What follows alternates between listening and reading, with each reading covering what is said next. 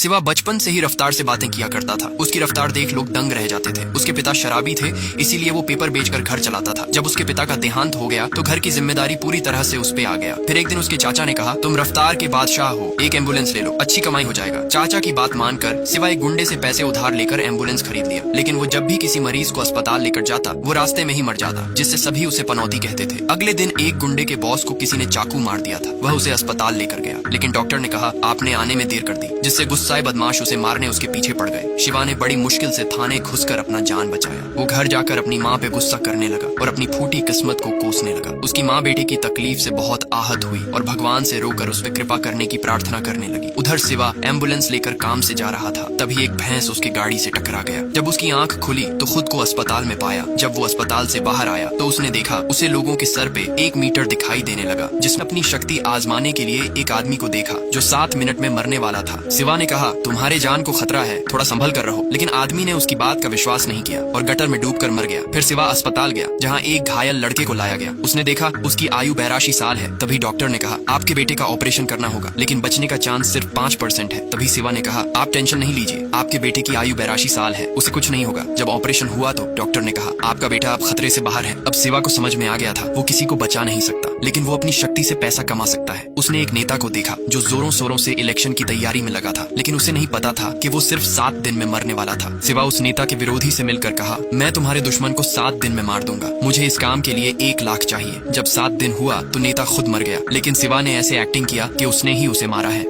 अब शिवा सीनू नाम के गुंडे के पास जाकर कहता है, मैं अंडरवर्ल्ड का खास आदमी हूँ, मुझे 1 करोड़ दो तो मैं तुम्हारा दुश्मन शक्ति दादा को टपका दूंगा। शीनू उसे पैसे दे देता है, लेकिन साथ ही अपना एक आदमी को शिवा पर नजर रखने को भेज दिया, ताकि उसे पता चल जाए कि वो इतने बड़े लोगों की हत्या कैसे करता है। जब ये बात शिवा को पता चला तो वो जानबूझकर काला जादू का नाटक करने लगा, ताकि उस बदमाश को लगे कि वह लोगों को काला जादू करके मारता है। उधर शक्ति दादा होटल में अय्याशी कर रहा था, तभी उसकी गर्लफ्रेंड ने शक्ति दादा को मटन खिला दिया। शराब के नशे में धुत मटन की हड्डी उसके गले में फंस गया, जिससे खून की उल्टी करके वो मारा गया। अगले दिन श्रद्धांजलि के लिए शिवा एक माला उसकी अर्थी पे डालने आया, जिससे सीनू को भी उस पे पूरी तरह विश्वास हो गया। अगले दिन शिवा का दोस्त ने कहा कि शहर से दूर एक अस्पताल में ब्लड पहुंचाना है, समय बहुत कम है। शिवा भी उसकी बात मानकर एक सहयोगी के साथ शहर की ओर निकल गया। उसकी रफ्तार देखकर सहयोगी का हवा टाइट हो गया। वह समय पर ब्लड पहुंचा दिया, लेकिन इस दौरान उसकी गाड़ी खराब हो गई। वह पास के यमराज जी मंदिर में पहुंचा, जहाँ तिलक लगाते समय पुजारी जी को आभास हुआ कि जरूर इस पर यमराज जी का कृपा है।